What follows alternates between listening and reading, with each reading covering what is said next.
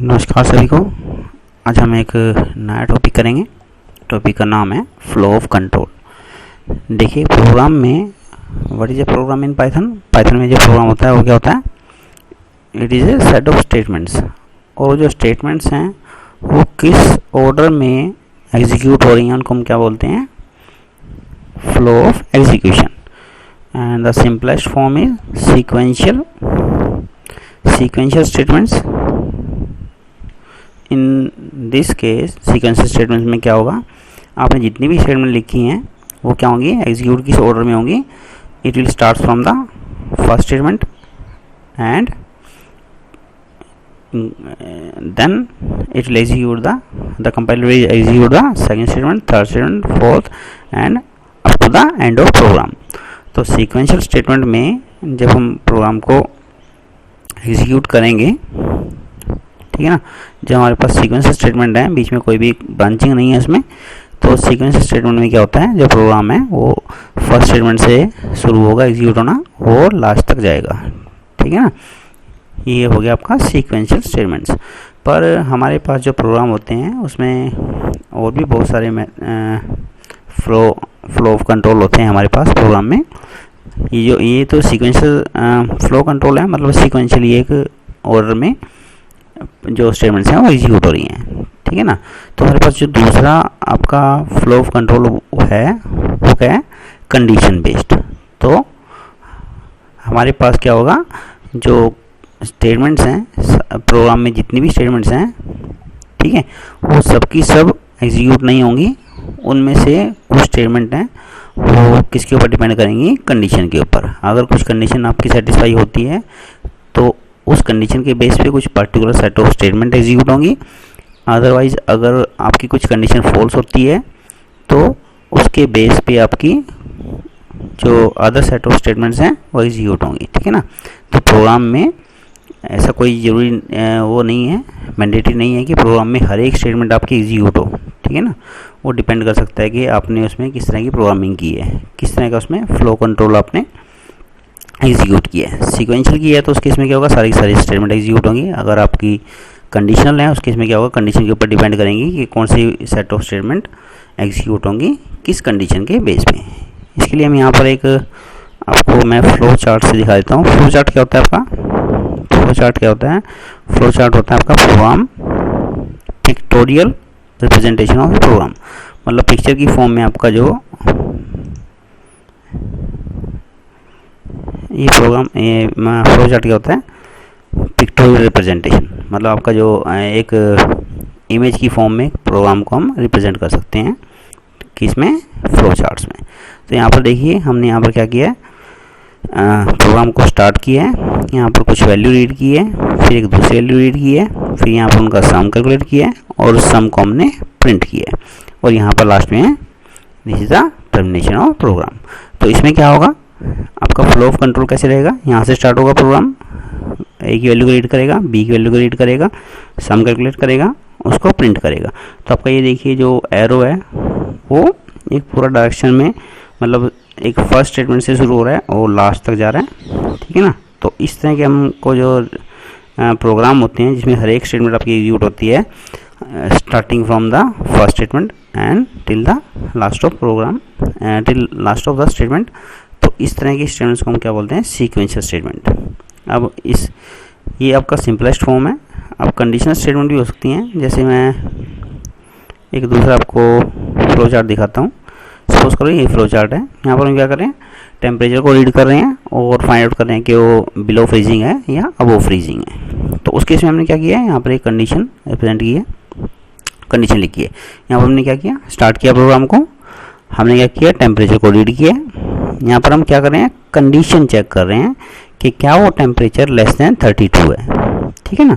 अब कंडीशन में क्या हो सकता है, तो कंडीशन ट्रू होगी या फिर फॉल्स होगी। दो ही आपकी वैल्यू हो सकती है कंडीशन की, या तो वो ट्रू होती है या फिर फॉल्स होती है। जैसे यहाँ पर क्या है, अगर टेम्परेचर आपका लेस देन 32 है तो यहाँ पे देखिए एक ब्रांच इधर निकल गई इसकी। ठीक है ना। और अगर आपका ये कंडीशन फॉल्स है तो उस केस में क्या होगा, एक ब्रांच इधर आ रही है, देखें एरो से हम रिप्रेजेंट कर रहे हैं इसको। ठीक है ना। तो इस केस में बेसिकली हम कर क्या रहे हैं, अगर आपका जो है ना कौन कौन सी स्टेटमेंट एग्जीक्यूट होंगी वो किसके ऊपर डिपेंड कर रही हैं, इस कंडीशन के ऊपर डिपेंड कर रही हैं वो, ठीक है ना। अगर ये कंडीशन ट्रू है तो ये जो प्रोग्राम है कहाँ से स्टार्ट होगा, ऐसे आपका रन होना शुरू हो जाएगा जैसे जैसे मैं आपका ये माउस घुमा रहा हूँ, ठीक है ना। अदरवाइज अगर ये कंडीशन फॉल्स हो जाती है तो उस केस में क्या होगा, प्रोग्राम ऐसे इस डायरेक्शन में आपका मूव करना शुरू कर देगा, ठीक है ना। अगर आपका मतलब कंडीशन ट्रू है तो इस डायरेक्शन में वो चला जाएगा, अगर आपकी कंडीशन फॉल्स है तो दूसरी डायरेक्शन में चली जाएगी। तो अब जैसे कि आप यहाँ पर देख सकते हैं कि यहाँ पर जो है ना एक प्रोग्राम में सारी की सारी स्टेटमेंट एग्जीक्यूट नहीं हो रही हैं, वो किसके ऊपर डिपेंड कर रही हैं, कुछ कंडीशंस के ऊपर, ठीक है ना। जब ऐसी आपकी कोई स्टेटमेंट होती है उसको हम क्या बोलते हैं, कंडीशनल स्टेटमेंट। और इस सब को इम्प्लीमेंट करने के लिए हम क्या यूज़ करते हैं, कंडीशनल स्टेटमेंट को एग्जीक्यूट करने के लिए हम पाइथन में किस कीवर्ड का यूज़ करते हैं, इफ़ कंडीशन का यूज़ करते हैं, ठीक है ना। अब हम प्रोग्राम में चलते हैं अपने और वहाँ पर सीधा प्रोग्रामिंग में थोड़ा सा इसको इम्प्लीमेंट करके देखते हैं। तो यहाँ पर देखिए, यहाँ पर क्या है, इफ स्टेटमेंट मैंने लिखी है, if is a keyword in Python, इसका प्री डिफाइंड मीनिंग है। प्री डिफाइंड क्या मीनिंग है इसका, कि इफ के साथ हमेशा एक हम कंडीशन लिखते हैं, वो कंडीशन क्या हो सकती है, ट्रू हो सकती है या फिर फॉल्स हो सकती है। देखिए यहाँ पर ट्रू भी आपका एक कीवर्ड है, इसका मीनिंग क्या है, ये वैल्यू ट्रू को रिप्रेजेंट कर रहा है। तो इफ के साथ में अगर कंडीशन ट्रू होगी तो इफ ब्लॉक में हमने जो भी स्टेटमेंट लिखे होंगे वो सारी एग्जीक्यूट होनी शुरू हो जाएंगी। देखिए यहाँ पर हमने इफ के साथ में ट्रू लिखा है और यहाँ पर प्रिंट स्टेटमेंट दिए हैं। अगर इसको हम रन करेंगे तो क्या होगा, आपका ये आउटपुट आ रही है, ठीक है ना। अगर ये कंडीशन आपकी फॉल्स हो, इफ के साथ में अगर हम फॉल्स लिखें, फॉल्स आपका कीवर्ड है, ठीक है। तो ये क्या रिप्रेजेंट कर रहा है कि ये जो कंडीशन है वो फॉल्स है। अगर इफ के साथ में कंडीशन फॉल्स है तो ये स्टेटमेंट एग्जीक्यूट नहीं होंगी। आई थिंक ये सबको क्लियर हो गया कि इफ़ के साथ में अगर कंडीशन ट्रू है तो इफ़ ब्लॉक में जो भी स्टेटमेंट हमने लिखी होंगी वो एग्जीक्यूट होंगी। अगर इफ़ के साथ जो हमने कंडीशन लिखी है वो फॉल्स है तो उस केस में क्या होगा, जो इफ़ ब्लॉक में हमने कंडीशन स्टेटमेंट लिखी होंगी वो एग्जीक्यूट नहीं होंगी, ठीक है ना। अगर हम इसको रन करें तो ये कोई आउटपुट नहीं प्रोवाइड कर रहा है क्योंकि यहाँ पर कंडीशन क्या आपकी फॉल्स है। अब यहाँ मैंने सीधा एक कीवर्ड यूज़ किए हैं, ट्रू और फॉल्स। यहाँ पर एक्सप्रेशन भी हो सकती हैं, ठीक है ना। जैसे हमने यहाँ पर इस प्रोग्राम को समझने की कोशिश करते हैं, एक वेरिएबल ए लिया है, उसमें क्या किया हमने, एक वैल्यू इनपुट कराई है कीवर्ड्स के थ्रू, इंटीजर वैल्यू है। अब वो डिपेंड करेगी, ठीक है ना। अब एक ही वैल्यू के ऊपर डिपेंड करेगा कि हमारा जो है ना इफ़ कंडीशन, इफ़ के साथ जो कंडीशन लिखी है वो ट्रू है या फॉल्स है।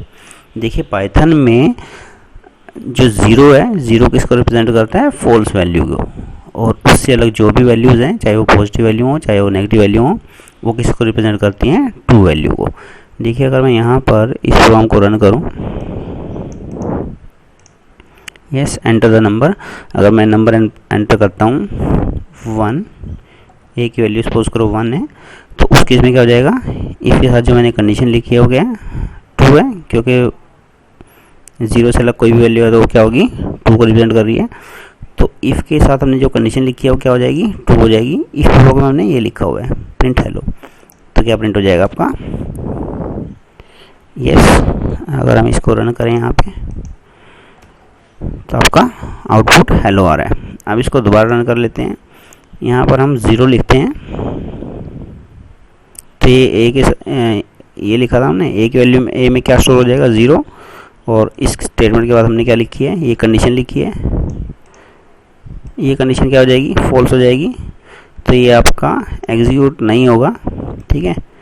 तो इसके साथ हमने कुछ ये एल्स पार्ट लिखा है, मतलब इसका मीनिंग क्या है, अगर ये पार्ट नहीं चलेगा, इफ़ कंडीशन नहीं चलेगी तो एल्स चलेगी, ठीक है ना।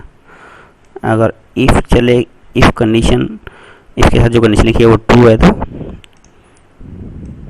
एल्स पार्ट नहीं चलेगा। इन दोनों में से कोई भी एट ए टाइम एक ही ब्लॉक चल सकता है, या तो इफ ब्लॉक चलेगा या फिर एल्स ब्लॉक चलेगा, ठीक है ना। दोनों एक साथ नहीं एग्जीक्यूट हो सकते।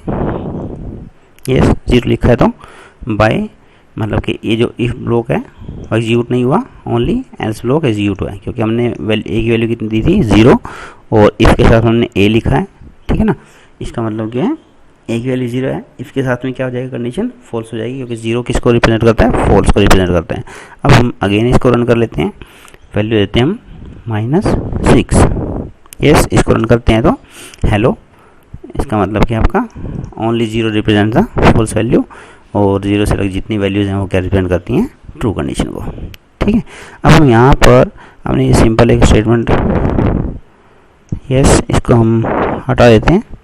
यहाँ पर मैं एक सीधा कंडीशन लिख देता हूँ इसके साथ में, if 5 is greater than 9, yes, what will be the output, you can easily guess that the output will be hello और bye। क्या 5 9 से बड़ा है, ये कंडीशन क्या हो जाएगी आपकी, फॉल्स हो जाएगी, तो आपका आउटपुट क्या आएगा, बाय।